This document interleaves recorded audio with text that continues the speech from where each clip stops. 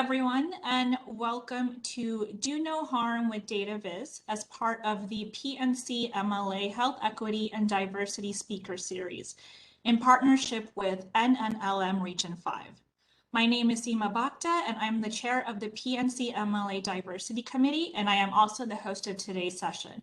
In honor of Love Data Week and in alignment with this year's theme, Data is for Everyone, today's series session is about analyzing and presenting data that upholds the values of diversity, equity, and inclusion and avoids perpetuating harm. It is important for data communicators that data visualizations are inclusive, especially for historically marginalized populations. In today's session, Do No Harm with Data Viz, we will learn about best practices on how to apply an equity lens to the way we visualize data. Before I introduce our guest speaker today, let's go over some important webinar information. We've already muted everyone as they joined the webinar, which means you will not be able to unmute yourselves. There will be an opportunity at the end of the presentation where you will have the option to be unmuted. If you'd like to be unmuted to ask your question for our speaker, just click on the tiny gray hand just above the chat box. For now, you can type your questions and comments in the chat box, and please make sure they are going out to everyone so we all see your questions. I will be monitoring the chat and will be collecting your questions for the guest speaker to address at the end of the presentation. For access to the live captioning, Maddie will post the link in the chat box now for you to use. It is also visible in the lower right corner in the multimedia viewer, or you can click on the closed captioning icon on the lower left corner. Thank you to our live captioner today for being with us. For attending today's session, you can get a Medical Library Association CE credit. If you would like to receive this credit, please stay on after the webinar and I will provide you with more information and a link to the evaluation. We would also appreciate if you can take the evaluation whether you want CE credit or not. We will not be emailing this evaluation link. NNLM has a code of conduct of which the primary content is on this slide. I will give everyone a few seconds to review the code of conduct. As a reminder, we are all here together in a professional manner, and we want to be inclusive and respectful. Your cooperation is appreciated. The code of conduct is also available on our website, and I will post a link in the chat box.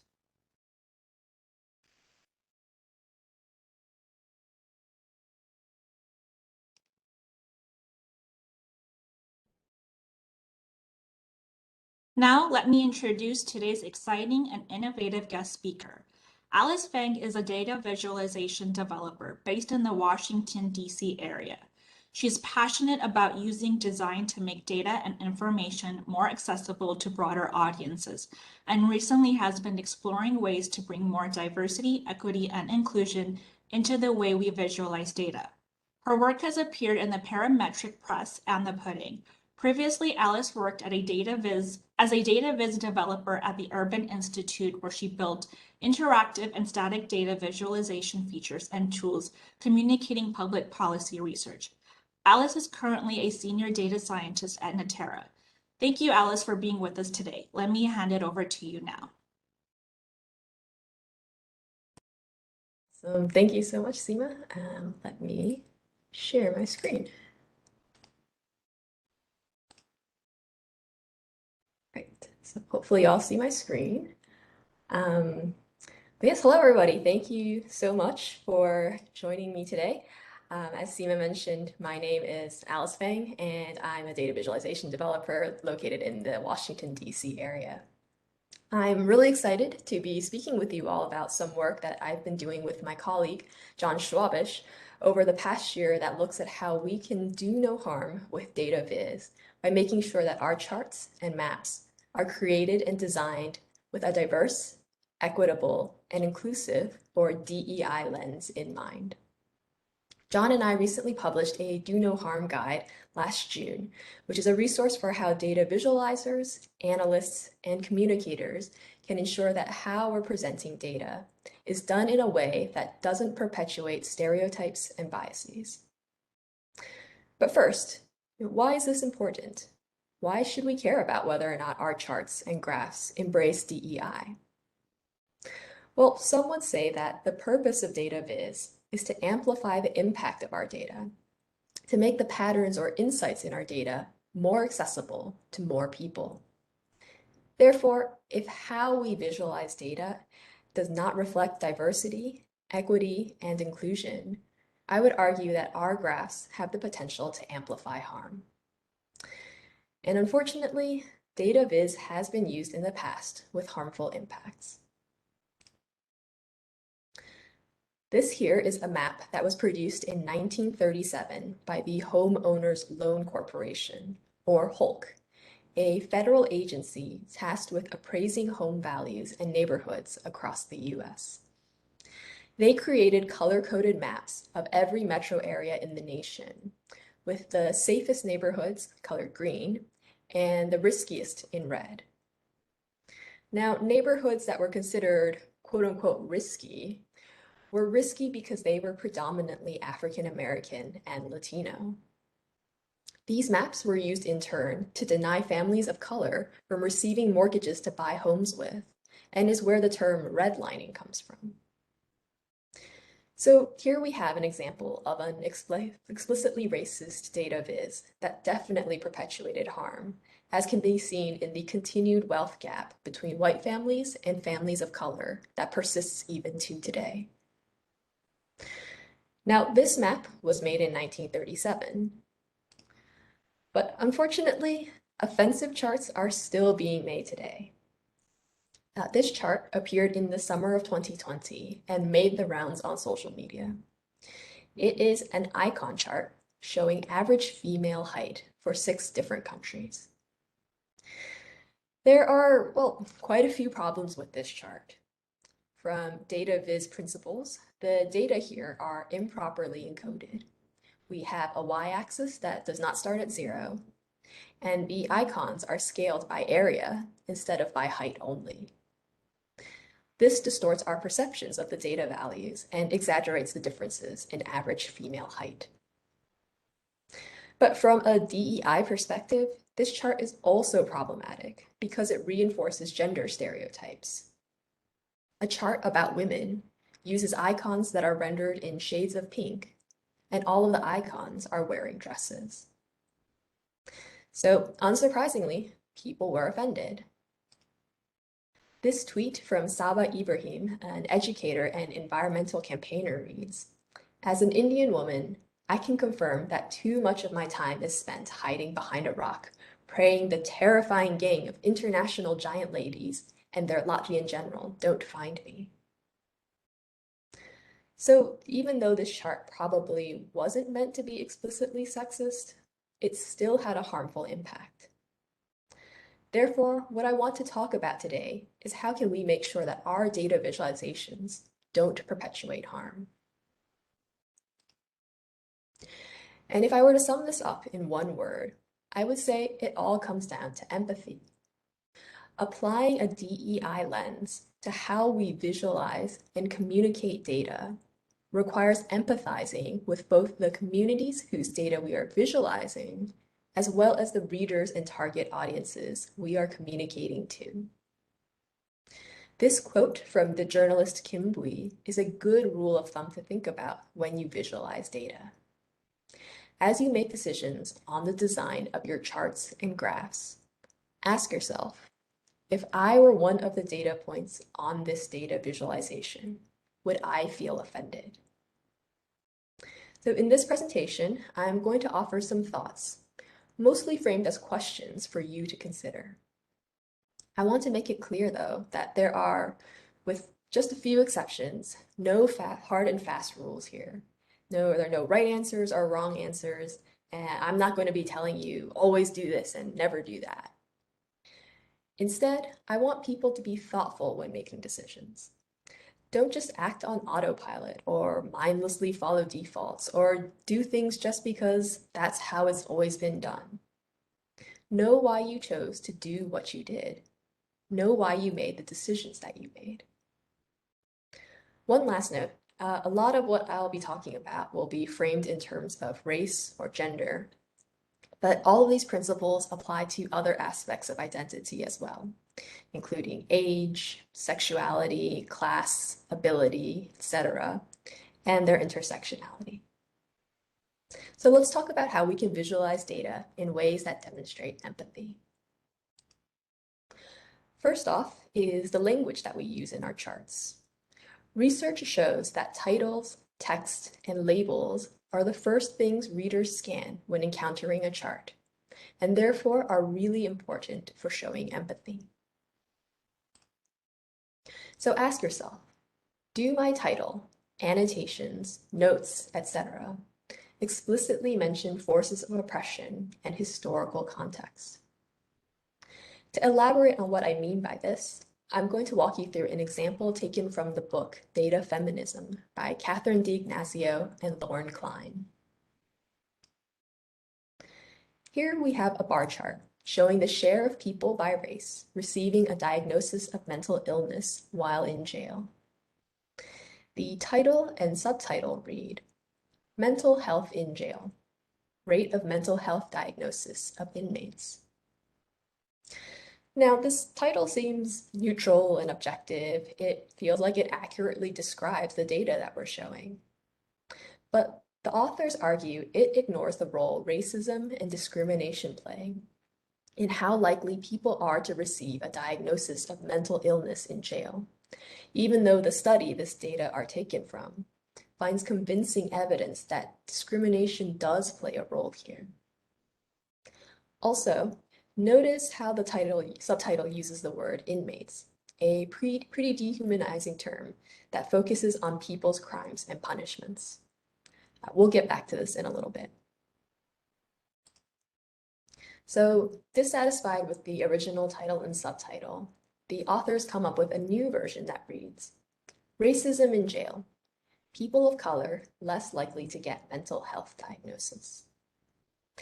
Now, in this version, racism is explicitly named as a force of oppression at work here, and offers a frame for how to interpret the numbers shown in this chart. Also, notice that the word inmate has been replaced with people, since we are talking about actual people who are in jail. However, the authors still take issue with the new subtitle. By only talking about people of color, they fear they might offer a deficit narrative that focuses on what this group is lacking or missing, and fails to portray them with creativity and agency. Also, by only mentioning people of color, it can make it seem like race is an issue for people of color only. So the authors offer one more version of the chart, keeping the title from the last iteration, but changing the subtitle to White People Get More Mental Health Diagnoses. This new subtitle focuses on the unfair advantages that are given to the dominant group, here white people in jail, rather than what marginalized groups lack. It avoids propagating a deficit narrative that reinforces negative associations and stereotypes, and calls out that white people have a race and that they derive an unfair advantage from their race in this particular situation. More importantly, this title and subtitle provides readers with a context for interpreting the numbers they are seeing in this chart that is grounded in the conclusions of the original research. So I hope you can see from this example what an important role things like titles play in providing context and framing that allows users to correctly understand the data you are showing in your chart. The only things the authors changed here are the title and the subtitle. The data hasn't changed, it's the exact same bar chart, but the different ways the titles are written really alters our understanding of what's happening here with mental health diagnoses in jails. Now, I noted in the previous example how the authors disliked the word inmate in the original subtitle of the chart because they felt it was dehumanizing. On that note, it's important to ask if our labels are using people first language. For example, people in jail instead of inmate, or people with disabilities instead of disabled people. Remember, Data are not just some sterile abstraction. They reflect the lives and experiences of real people. And as such, it's important to communicate that humanity to your audience. This Tableau dashboard shows an example of when language was used that was not people first. It presents a series of bivariate choropleth maps showing the share of individuals in poverty by race. The screenshot here only captures the first map, but there are two others in this dashboard showing data on white people and Latino people as well. Now, if we zoom in on the legend, we see that the author has written the labels as more Black and more poverty. These labels might seem like a very succinct and accurate way to describe the data that we're showing, but they don't embrace a DEI lens. Black refers to skin color, not people. And poverty is an experience, not an identity. Possible better ways to label this legend might be larger proportion of Black people and larger proportion of people experiencing poverty. I should note that the author did later change more Black to larger Black population. Another question we want to ask ourselves when it comes to language is, do my labels reflect the terms the community I'm visualizing prefer? Language is always evolving. Terms that were socially acceptable a generation ago are no longer in favor today. And new terms are always appearing, for example, Latinx instead of Latino or Latina. Therefore, it's important to check with the communities you are researching or with your target audience for how they would prefer to be identified, and to use those terms in your visualizations and reports. Now let's talk about ordering data purposefully. What I mean here is things like the order of the bars in a bar chart or the order of the rows in a table. The main question asked here is, which group am I presenting first, and why? Who we present first affects how readers perceive the relationship or hierarchy between groups. Always starting with white people or men, for example, makes it seem like these groups are the default against which other groups should be compared, and that they are the most important populations. Who we present first can also reflect who we view as the main audience that we are trying to communicate with. Now, there is a historical precedent for why we often see white people or men appear first in charts. This is a portion of the survey used in the decennial census from the US Bureau of the Census. It asks, what is person one's race? The first option, respondent C, is white. The next option is Black or African American, then American Indian or Alaska Native, followed by multiple options for Asians and Pacific Islanders, and finally, some other race. This is how the question about race appears in the Survey of Consumer Finances from the Federal Reserve Board, another major demographic survey. Again, the first option is white, and it's even encoded in the data with the number 1.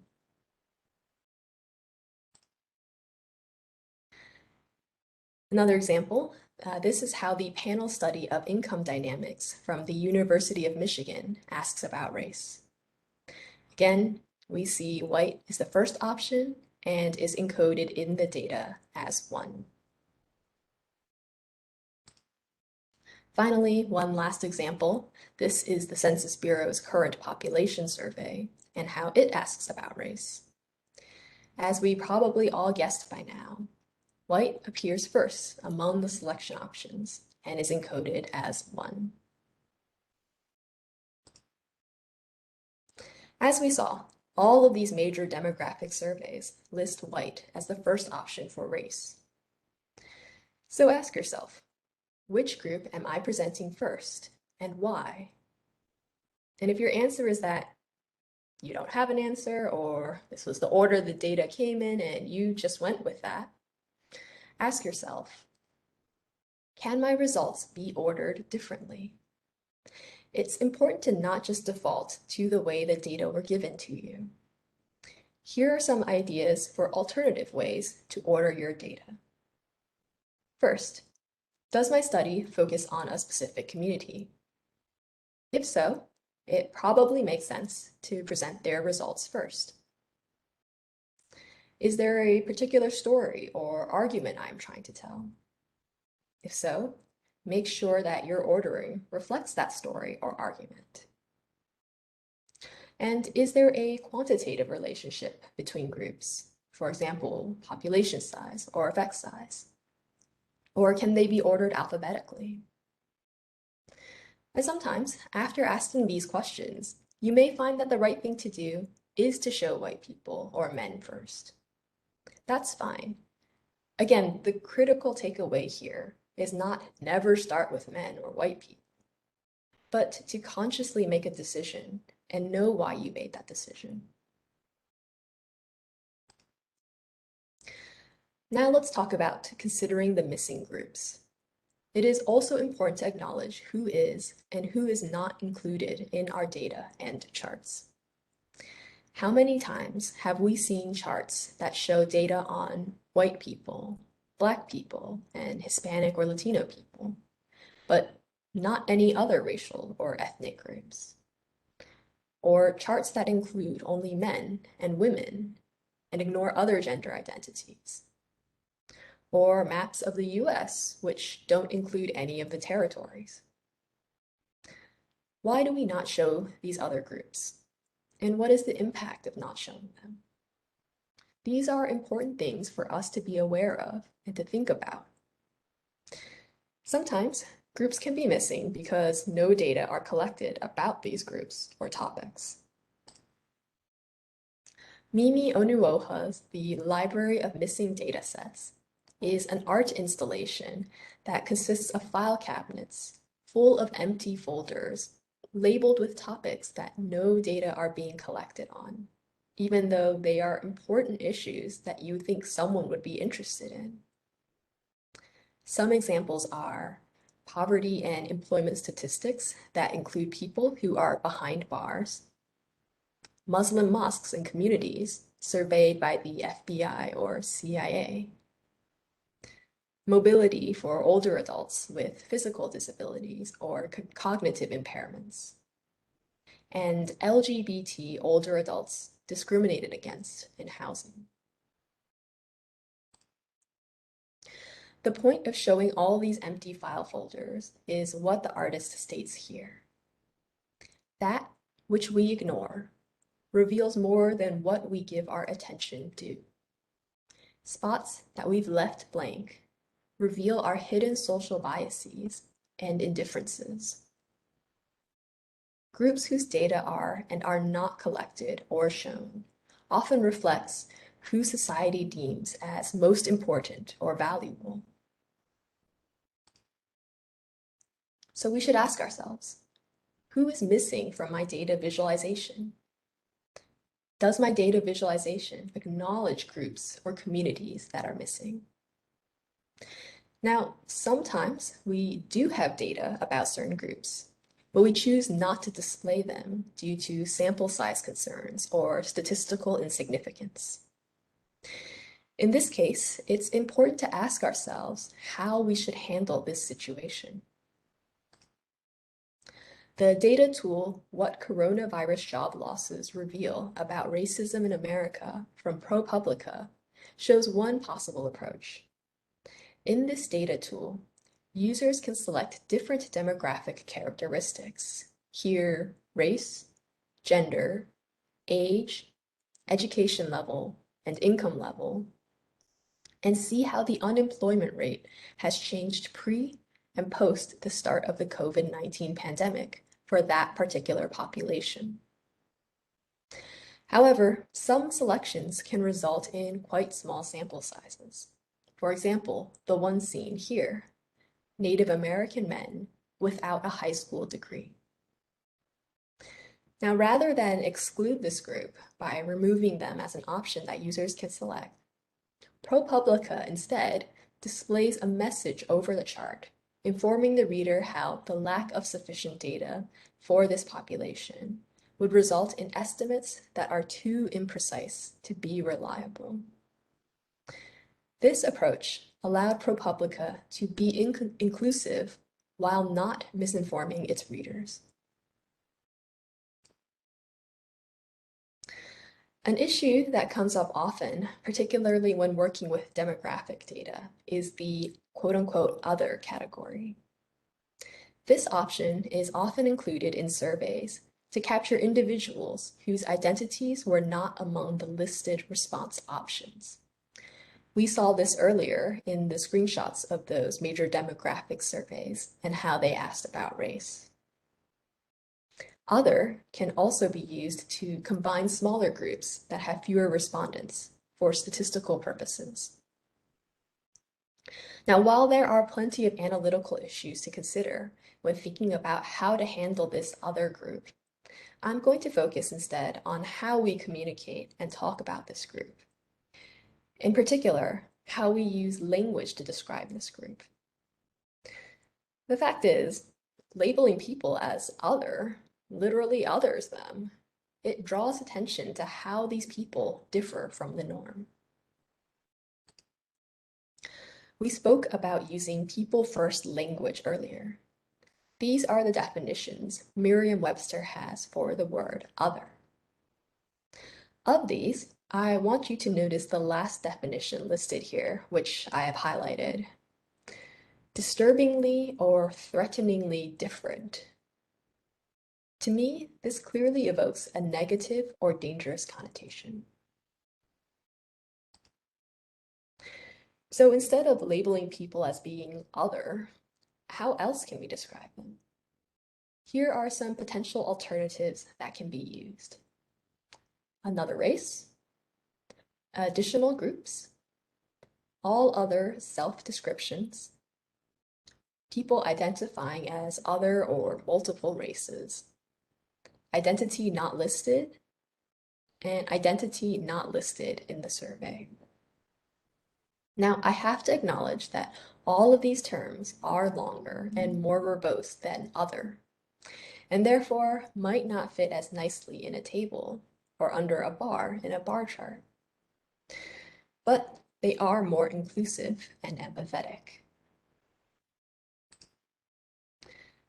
Finally, I think we can all agree that the approach CNN came up with here in showing the results of last election's exit poll is an example of what we should not to be doing. Please don't ever label a racial group as something else. And one last question we might want to ask ourselves when thinking about who is missing from our data visualizations is, how can we as data analysts and visualizers challenge organizations conducting surveys to be more inclusive? Just because it may be harder to obtain data about certain groups doesn't mean that we shouldn't still try to better understand their lives. Now let's move on to talking about choosing colors and icons with sensitivity and inclusiveness. The main question to ask here is, do my colors and icons avoid reinforcing stereotypes and power hierarchies? In terms of colors, don't use colors that reflect gender stereotypes.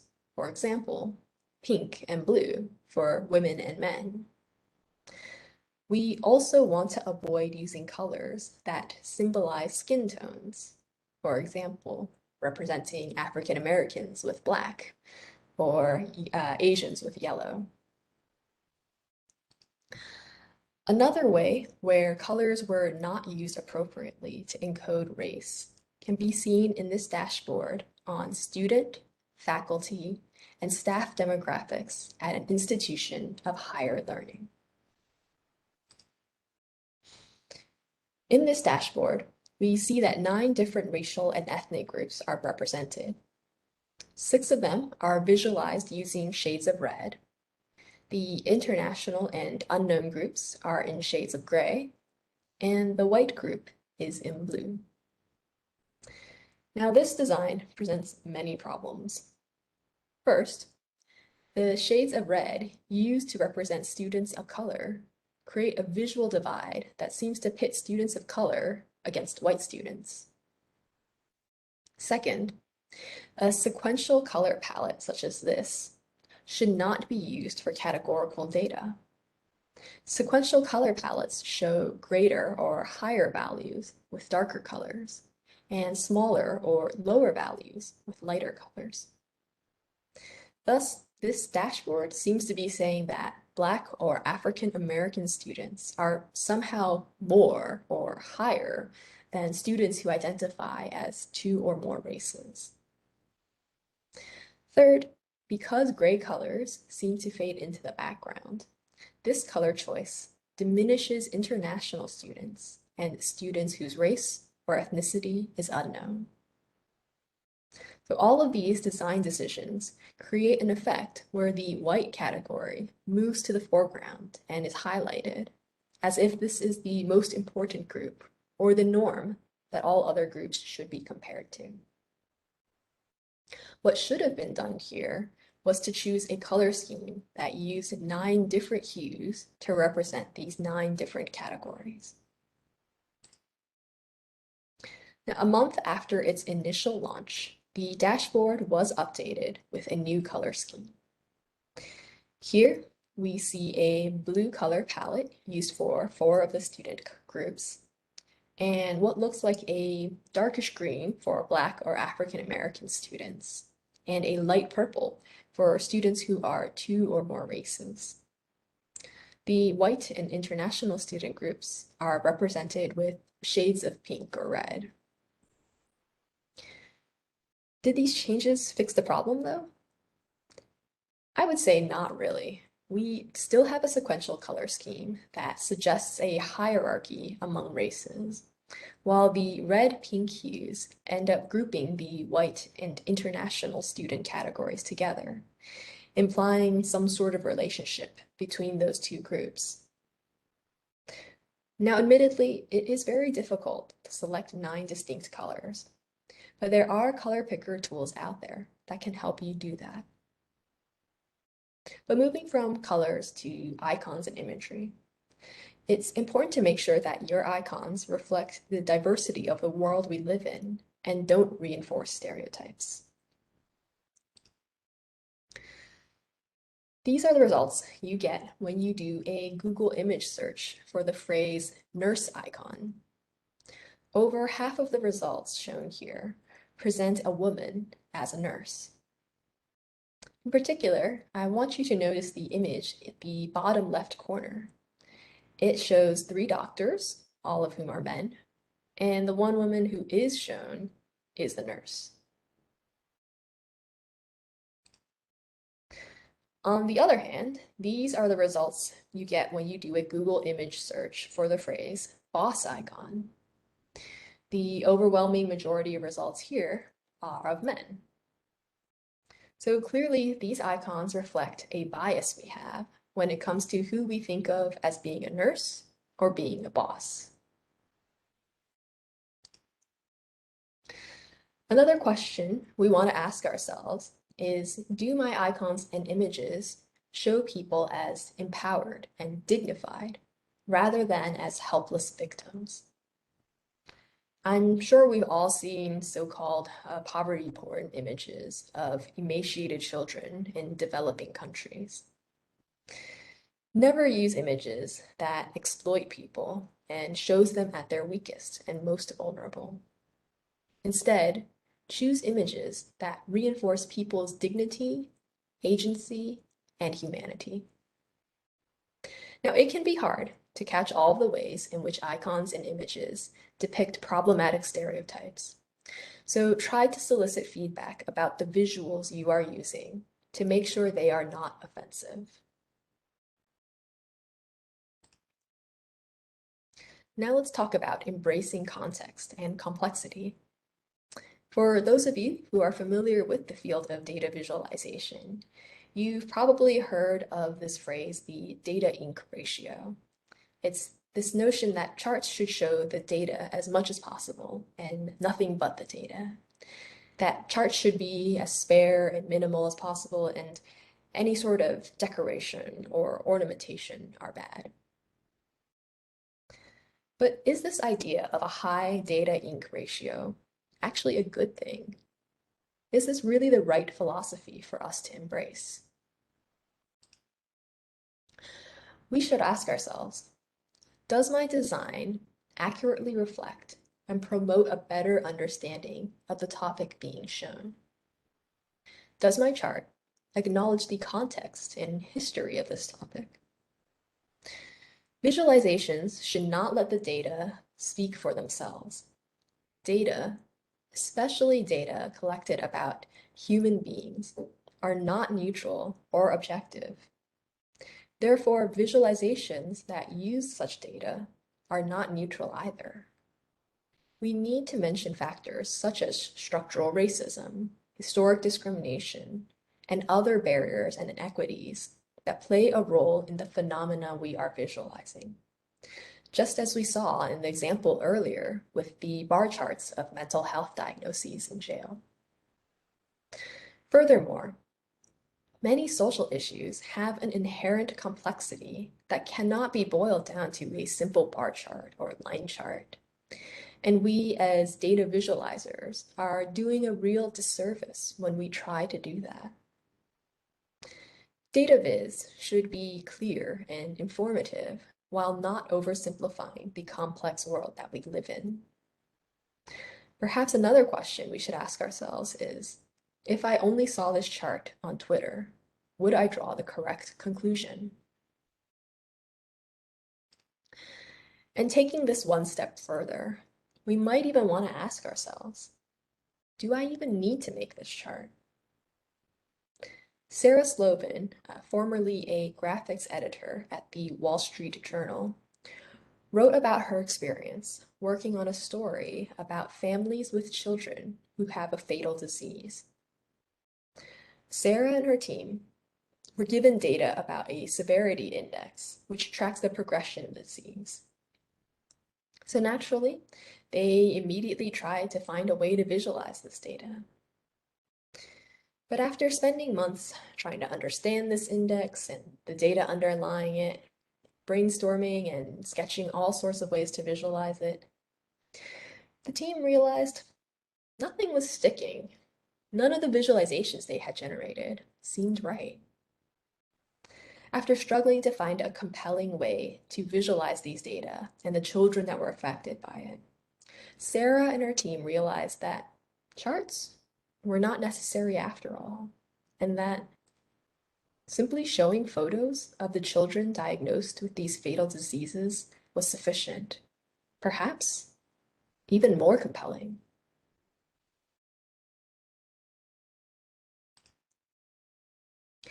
As Sarah writes, when you looked at the kids, really looked at them, you understood what the data was capturing, how the disease progressed, what it wrought. And you saw these beautiful little people, and you understood what the severity index was all about without a chart or visualization or an explainer. So sometimes you don't need a chart. Sometimes there are better ways to convey empathy. I spent these last few sections talking about ways to make more equitable and inclusive data visualizations. I now want to briefly discuss some strategies for demonstrating empathy in data-driven communication pieces more broadly. We should ask ourselves, is the way I'm communicating data putting people first? As has been the theme throughout this talk, we need to remember and communicate that the data shown reflect the lives and experiences of real people. Data communicators must help readers better understand and recognize the people behind the data by making it clear who these people are. So ask yourself, can readers and users connect personally with the material? Are a mix of quantitative and qualitative approaches being used to tell the story? Does my project create a platform for engagement? Pairing data-driven charts with personal stories centered on individual experiences can help readers understand and identify with the people represented in the data and charts. Some techniques that can be used alongside visualizations to help lift up personal stories include photography, illustrations, pull quotes, and oral histories.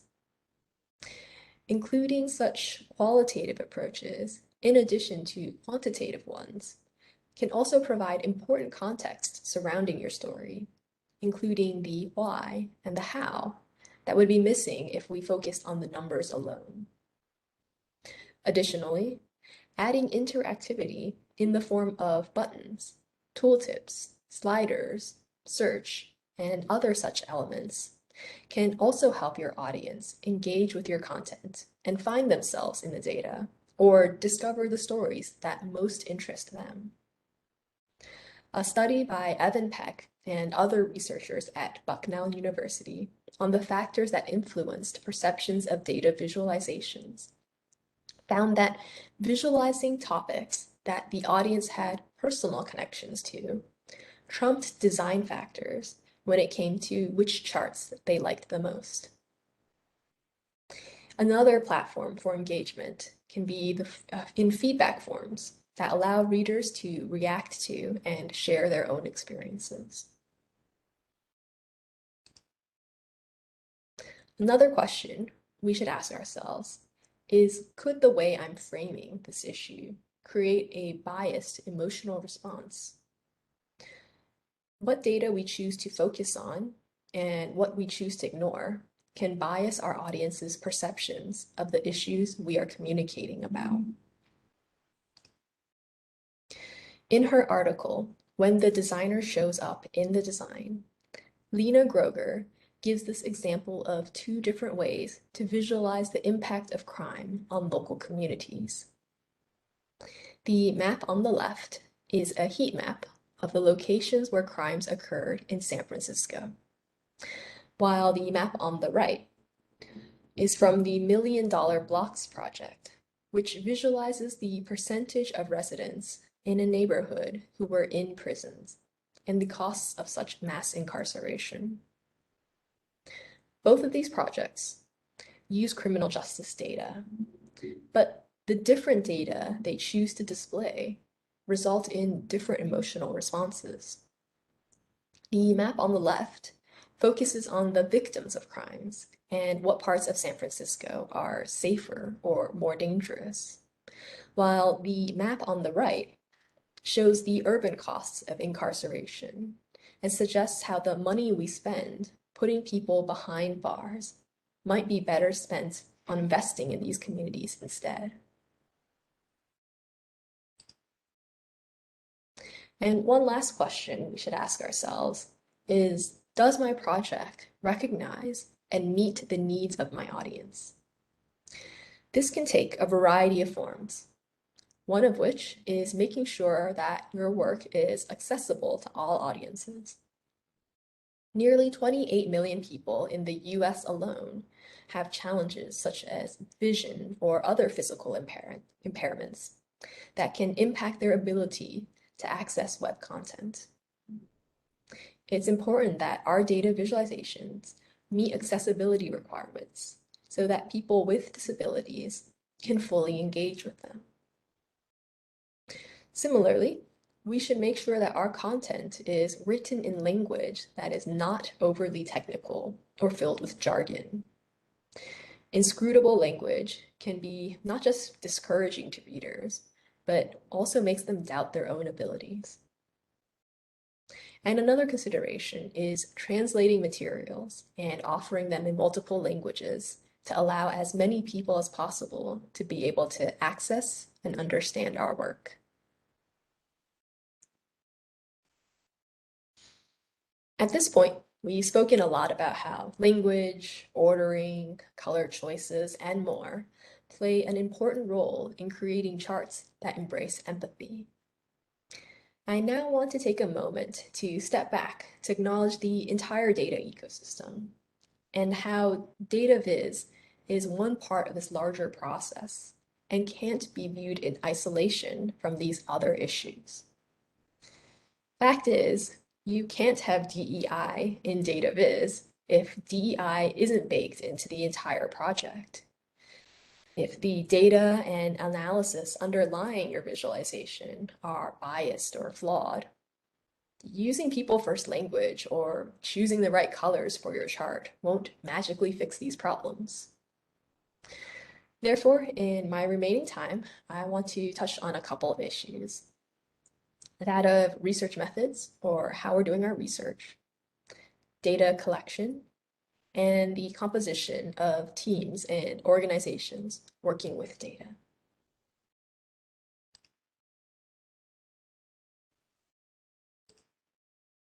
Oops, sorry. SlideShare, skip the slide there.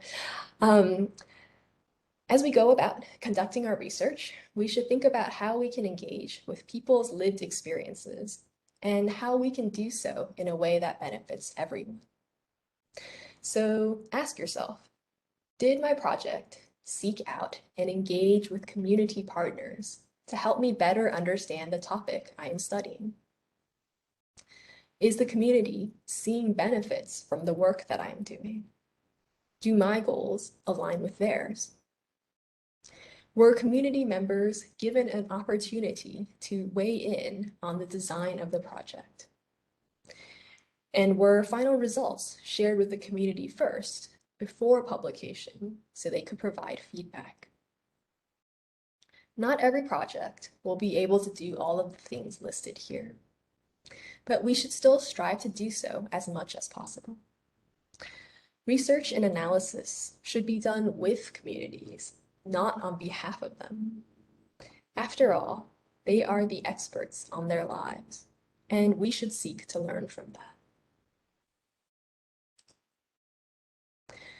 Another really important point is to critically examine the data that we are using in our charts and maps. Just as trying to analyze flawed data generates flawed results, trying to visualize flawed data will also generate misleading and deceptive charts. When thinking about DEI issues specifically, we should check our data for ways that they might be biased or the product of racist or oppressive data collection systems. Now, this is a really big topic that is beyond the scope of today's talk, so I'll leave you with these questions as a starting point. Ask yourself, how were these data generated? Are these data representative? Who is included and who's excluded from these data? Whose voices, lives, and experiences are missing? Why were these data collected? Who stands to benefit? And who might be harmed by the collection or publication of these data? And finally, it's important that data teams and organizations also embody diversity and inclusivity. Diverse teams can help identify biases and make connections between different fields of study whose relevance may not be evident at first glance. They can also better reflect the demographics of the populations they wish to study. It's hard to make data viz, that is DEI, if the individuals and organizations making them do not themselves embody and embrace the spirit of DEI. Therefore, it's important to be aware of your identity and how that affects the biases you hold. So ask yourself, what is my identity as an individual? What are the identities held in my team? And what is the identity of my organization? So as I conclude this presentation, I want to again reiterate that the ideas I've laid out here are just a starting point and will certainly change and evolve as society and technology changes and evolves. But in an increasingly multicultural world, we can't afford to ignore DEI issues in the way we work with and visualize or communicate data. Building inclusive tools and visualizations can make the experience better for everyone. Everyone benefits when we treat people with respect and empathy. So I want to thank you all again for giving me this opportunity to speak. I hope that what I presented here today helps all of us work with and visualize data in ways that do no harm. Thank you. And with that, pass it back to you, Seema.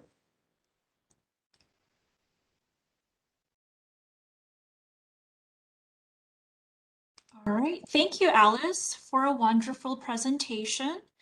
Before we take any questions, I would like to first make sure that those who may have to leave early have the link to our session evaluation and the information to get their MLA-CE credit.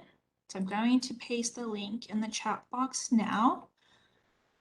If you are not a member of the MLA, you can still receive the certificate by completing the survey and answering that you want MLA-CE, and more information will be provided. And if you have any other questions, you can email nnlm@uw.edu, and I will post that in the chat box as well. So let's now start with our questions. I didn't see any questions in the chat box during the presentation. So if anyone does have a question for the speaker and would like to be unmuted to ask their question, please click on the tiny gray hand just above the chat box. You might also see it at the bottom of the screen. And if nobody has questions, I can start by asking Alice, what has been your motivation and personal inspiration to work with data and making data inclusive? Yeah, I think for me, what appealed to me in the first place was the, I guess, seeming rigor that data had to offer in terms of understanding issues, especially issues on the scale of, like macroeconomic or public policy, right? How do we get that big picture of what's happening with, big populations? And at least for me, when I was graduating from college, just to enter the workforce, that was sort of the time where things like data science and big data were really big buzzwords, where everybody was like super excited about the potential, the opportunity, this new frontier. I mean, all this data that we're collecting all the time, surely it's going to unlock amazing, insights into the world. It's going to solve all of our problems. And I think, these last few years, it's become increasingly apparent that data alone aren't some sort of magical panacea that's going to solve all our problems. In fact, data, for all it's touted as being objective or rigorous, the fact is that data are an artificial, man-made construct, right? And therefore, it's just as susceptible to the various biases that all of us hold. And so the more I've worked with data, the more I've visualized data, and the more I've, I guess, engaged in various projects with other people, thinking about various social issues, it's become apparent to me that we need to, I think, dig a little deeper when it comes to data, and really question, how was this data made? How is it being used? What are the implications? Because when used inappropriately, it has definitely had harmful and discriminatory impacts. So it's something that I think all of us, whether we produce data, collect data, analyze data, communicate data, I think it's incumbent on all of us to, be thoughtful about these potential issues and make sure that we ourselves aren't using this data in ways that can perpetuate harm.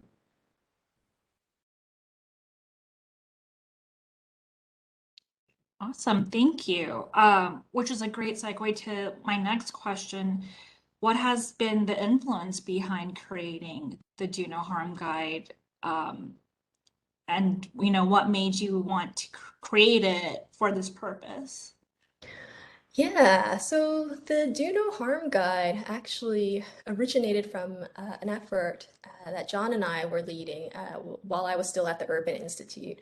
So Urban has a data visualization style guide. It provides specifications on how our charts and graphs should look, right? Like what kind of colors should you use? What kind of fonts should you use? And this document was in need of an update, in need of a refresh. But as John and I were approaching, how to update this, we knew we wanted the document to go beyond just those design specifications, and we wanted it to be a more complete and holistic document. We wanted to address other concerns such as accessibility and such as how to incorporate DEI into the way you visualize data. But as we set about trying to write that section of the style guide, we really realized that there wasn't a lot of work being done in this area. Not many people were thinking about these sorts of issues in the context of how we visualize data. And oh, I guess I should say that we were working on this style guide update like late 2019 into 2020.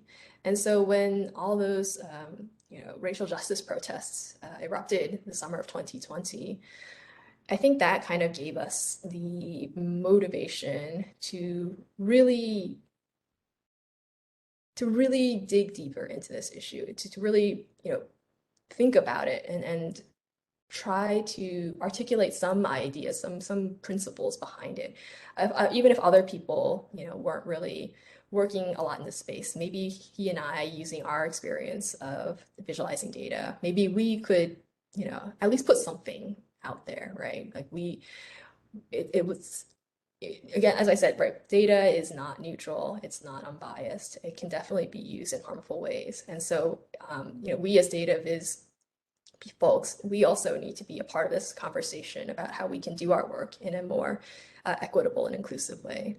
So yeah, so John and I, we started talking to some people, we started collecting our own thoughts and reflecting on our own experiences, and eventually that sort of morphed into what is the Do No Harm Guide. Great. Well, thank you again to Alice Fang for being with us to talk about Do No Harm with Data Viz, and to everyone for attending. We have posted the Do No Harm guide, and I will post it again for those that have missed it. Can't do this. And the recording for this session will be posted to the webinar series webpage, and I will also post a link for that.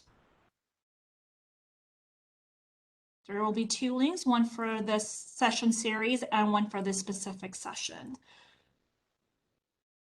At this time, we haven't quite finalized our next session, but hope to have that scheduled in a few months. Thank you for attending, everyone, and thank you, Alice, again. Have a great rest of your day, everybody.